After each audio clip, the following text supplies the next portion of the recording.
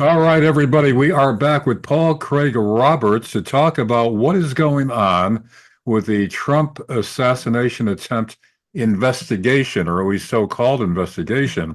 And Paul put out an article on his website today that contends that both Democrats and Republicans really don't want to get to the bottom of it. And Paul's about to explain the reasons why. Now, Paul, that in itself is kind of surprising to a lot of people thinking that the committee that are investigating this, they're on Fox News, other places that are, saying we got to get to the bottom of it. They're being stonewalled. The government isn't being cooperative. So they seem to be aggressive about it.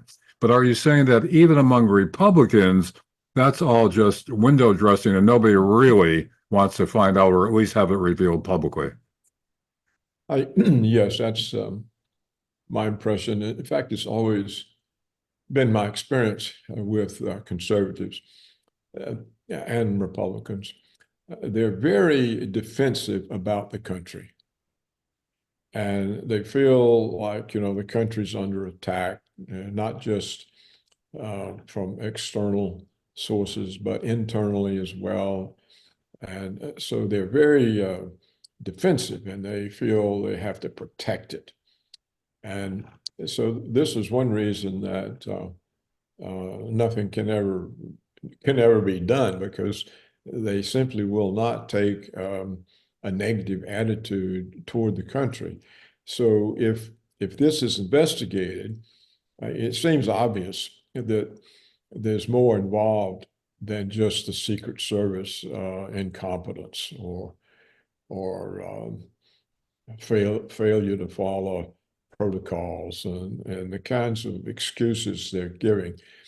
And the conservatives and the Republicans are content that Secret Service is getting blamed and the woman had to resign, and they're content with that, but they don't want it to come out that this was a plot by the government itself to get rid of Trump, who is clearly perceived as a threat by the ruling establishment. And you feel more and more evidence points to that the government was behind it. Well, there's no other explanation. There's so much that makes no sense. If the Secret Service can fail this dramatically, what is its purpose? It's a dramatic failure, just like the failures that they used to explain 9/11. Here we have the entire national security state totally fail. Yeah. I mean, every aspect of the national security state failed on 9/11. They couldn't do anything. They couldn't get a jet fighter interceptor up. They couldn't do anything. Nothing worked. They could. How can a system fail so totally? If the system was that bad, the Soviets could have taken us out at any time. That also brings to mind the Jeffrey Epstein case. Nothing was safeguarded. The guards fell asleep. The cameras weren't working, et cetera, et cetera. Yeah. Here's a suicide-proof prisons, and nothing worked. And nothing worked on 9/11, and nothing worked the day Trump gave the speech. Well, these are system-wide failures, and they really don't make any sense. And then they have all these other aspects. We talked about some on earlier programs, but one we didn't talk about is, for some reason, and we don't know why, the FBI immediately cremated the body of Crooks. Isn't that interesting? So why? Yeah. Well, it's not the FBI's decision, it's his family's decision. Yeah. You see, they tried years ago, they tried to do this to Jesse Trenadue's brother. Explain that, who he was. Okay, Kenneth Trentadue was picked up right after the Oklahoma City bombing. And he was suspected of being John Doe too. Hmm. He wasn't. It was nothing to do with him. He was picked up and put in a federal prison in a totally suicide-proof cell. Hmm. Okay. Um, um, Later, the family hears that he's committed suicide in the cell, and that the feds are going to save the family all the expenses and have him cremated. And Kenneth's brother Jesse is one of these really tough lawyers. He said, "You are not," stopped it, and had the body sent to the family. When they got the body, it was covered up with every kind of makeup and all this. They cleaned the body up, and he's bruised and burned head to toe. From top of his head, his throat slashed, there are burns all over his body. He's just covered in bruises, including the soles of his feet. He's clearly been murdered in the cell, beat to death in the cell. Well, they were going to get rid of the evidence by cremating him for the family. And that was declared what, a suicide? They said it was a suicide. Yeah. That was the report from the feds. Now, since it was a death in a hospital in the state coroner came in, said, no, it's no suicide. This man was beat to death. The feds went berserk. They wouldn't let the coroner or the coroner or any forensic team into the cell. They went in and washed everything. There was blood all over the ceiling, all over the walls. They did everything they could to get rid of it. But you see, you can't get rid of it. And particularly now they have these lights. And anywhere there's any blood, you can't see it with your eyes, but the lights. So the whole room is just splattered. It was like it was a slaughterhouse. And so Jesse has been after him now for 40 years. And they refuse to release documents, or if he gets them released, everything is blacked out, everything on the page. Well, I think they So go ahead. again, yeah, that's the story. I covered it years ago. I covered it in great detail. The guy was clearly misidentified, and they were trying to get information out of him, so they were beating him. Yeah. And of course, Kenneth Trentadue was a very big, powerful guy. You know, you've seen these professional wrestlers and stuff, but that's what he looked like. Yeah. So probably cracked a couple of heads of these feds. You know, so you can see they must have gotten really out of Yeah. control. Yeah.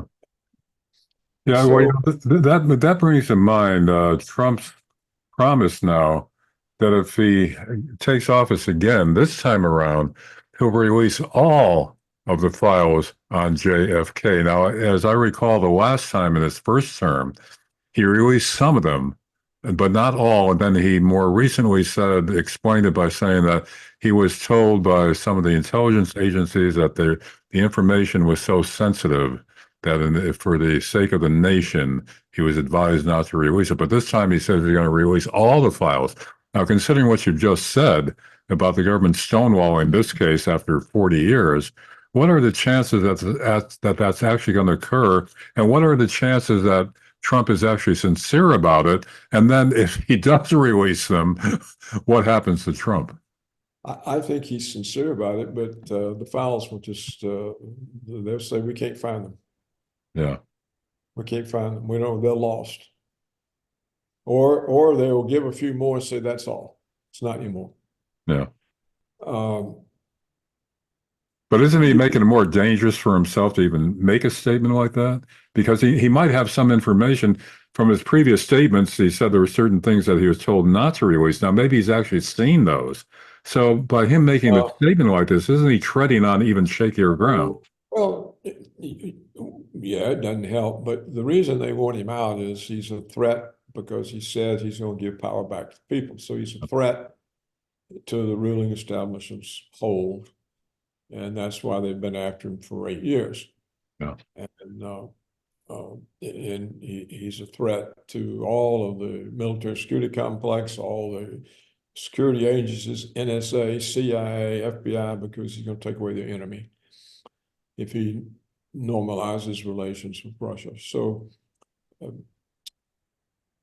you see, we were talking about why the Republicans and the conservatives don't want the story to come out, because they are very suspicious of it. But if it comes out that the Secret Service and some part of the government, or even the DNC, was involved in an attempted assassination on Trump, and this Crooks guy was just a patsy, they always have to have a patsy, then what happens to America's reputation? What happens to the credibility of the country? What happens to the people's confidence in the government? Of course, the campaign, if the Democrats are actually implicated, Camilo's campaign goes up in flames. The establishment loses its control because its candidate's gone, and the establishment will have no control if Trump's there, particularly if something like this happens. And this has always been the case. Go back to the Warren Commission report on John F. Kennedy's assassination. Yeah. They had all the evidence that what they were saying was a lie. The original autopsies done by the doctors in Dallas were that he was hit this way and blew out the back of his head. They had the film showing the Secret Service agents called off the car to make a clear field of fire. See the bullet hit him, his head goes back, the back of it blows off on the trunk. Jackie gets out and climbs on the trunk and gets the back of his head. They had all this information. Yeah. When the body came back to Washington, they took him to a military hospital and they were told him reconstruct his head and fix it so the bullet came from the rear. All this has been proved. This is not conspiracy theories. Well, the Warren Commission knew, but what they said is we can't tell the people. Here we are locked in mortal combat with the Soviet Union. We just got over the Cuban Missile Crisis, and it'll completely destroy the confidence of the American people in the government. So we have to cover it up. The same thing about 9/11. Everyone knew that the 9/11 Commission report was not an investigation. Everybody knew this. It was over a year before Bush would even agree to create a commission. Mm-hmm. I remember it was the Jersey girls, the 9/11 relatives of people killed in the World Trade Center who kept pressuring. Yeah. Well, everyone knew that the official story was hogwash. I mean, we find a passport in the rubble. We can't find anything else. I like that. An intact passport in all the flames, the rubble, and all that. Here it is, proof this is a ringleader. I mean, it's, Paul, we pointed this out before. The fact that they put that out for public consumption, thinking that the public will accept it, and much of the public did. We're at a point where people have no common sense anymore. They've been trained to not believe their lying eyes. Right. But the smart people knew it, but they didn't want it to come out because, oh my God, how will America survive? We blew up our own building, we killed all our own people. so we could go start a war. You know, a lot of people remember Pearl Harbor. Mhm. That was a phony story. Yeah. Um, we're getting so many records of phony stories that it's dangerous now for the establishment. You know, we had Pearl Harbor, we had Kennedy, we had 9/11. You know, we've just had so many of these things, phony, total phony stories. So the point that I'm trying to make is that the conservatives and Republicans, they're protective of the country. They feel that they have to protect the country's reputation, and we can't say bad things about the country, and people will lose confidence in the government, and things will fall apart, and all of that. So you can't get the Republicans or conservatives ever to do anything about anything. And, Yeah, there's no rebels among them like Jim Jordan, others that really want to get to the bottom of it and will make it public. They won't go that far. I don't think so. They might want to, but they see they can't. You know, if you come out with something like that and there's no support, you're finished. Yeah. And that's what they see. Uh, you see what would happen if somebody actually came out with this, you know, some senator or some couple of them or some group of congressmen, all the conservatives would say, you commies, accusing America, hurting our reputation. Yeah. This is propaganda for the Russians. The conservatives go bananas. Yeah. Say anything bad about America, you know, it's USA, USA, USA. That's, you You know, know, Paul, that calls to mind what happened with the Kennedy assassination after the Warren Commission. Years after that, there was a House Select Committee on assassinations that concluded that most probably, I believe this is a direct quote from the report, most probably there was at least a second shooter in the assassination of John F. Kennedy. And that got coverage for a couple of days, and no real follow-up support from the media after that. And the story died. And most people to this day still don't know that an official government investigation following the Warren report actually concluded that there was more than one shooter. that's right. No, they don't know. The CIA stops it. Yeah, They just tell the newspapers this is conspiracy theory.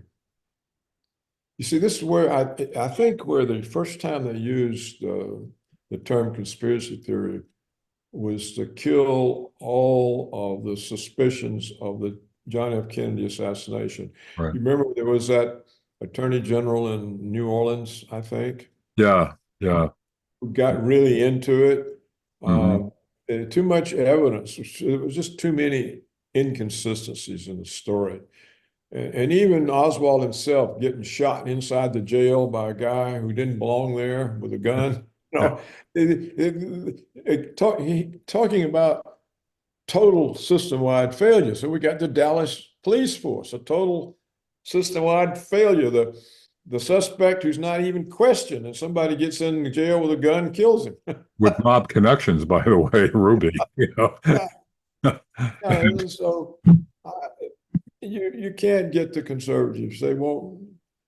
And I think I may have mentioned on a previous program with you, I used to get a lot of requests by Republicans to come speak.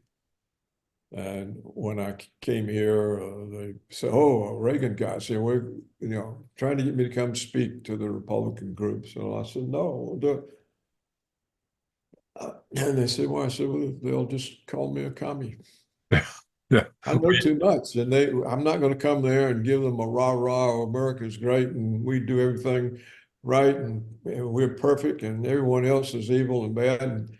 And that's what they want to hear. Yeah, among And other things, you've actually been called what, a Putin stooge or agent yeah, because you weren't going along with the narrative that the government was putting out about the yeah, war in Ukraine and much other things. Yeah, yeah, that's right. You can't even tell the truth about foreign affairs. yeah. if you start telling the truth about America, they just go berserk. We're And laughing about this, Paul, but it's one thing after another down this road, deeper and deeper into this.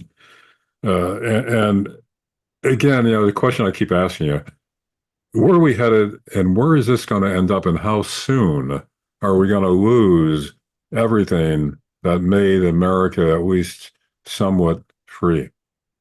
I think we've already lost it. I think it's gone. Yeah. And I think astute people already realize that.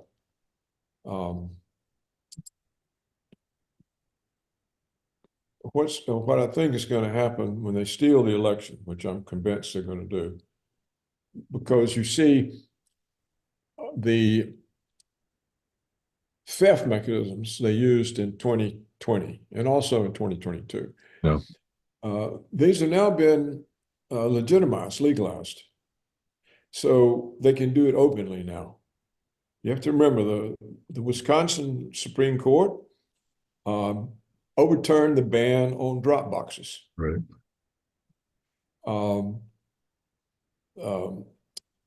I recently published an article listing a whole list of things that have happened in the swing states that legitimize the theft mechanisms that were previously used.